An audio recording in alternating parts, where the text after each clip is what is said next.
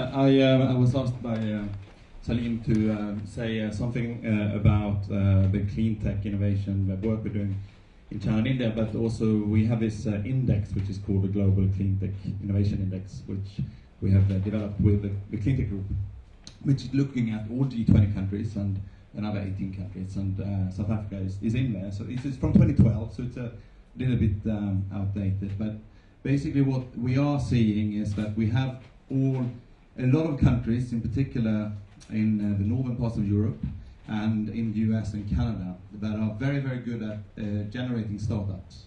A lot of patents coming out, a lot of venture capital going in, though declining, exactly like Salim is saying. On looking at the eastern side, we have the big commercializers. The strong commercializers in the clean tech sector are China and India. So they're very, very good at commercializing clean tech.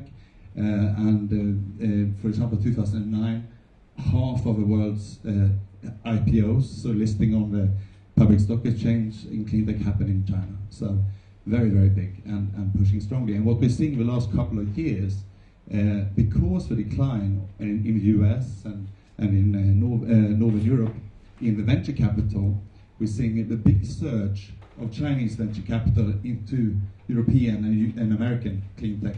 So we've seen a 6-fold increase in Chinese venture capital very recently going into clean tech in these economies that are very good at startup generating. So so that's on this index. And just fold the page on South Africa.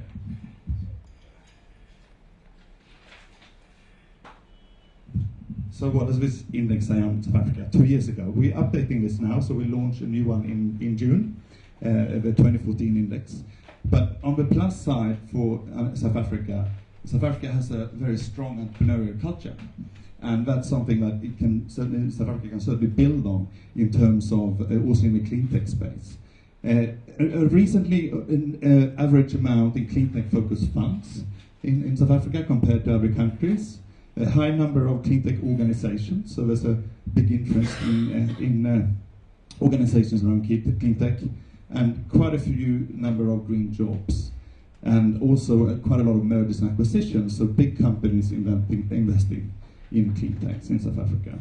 On the minus side, and this is also reflecting what Salim has said earlier, the venture capital activity is very small in relation to GDP compared to the other countries in clean tech and the clean tech investor space.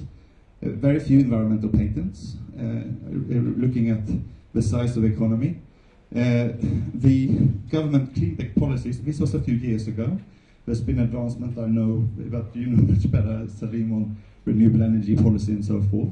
But that was seen as weak.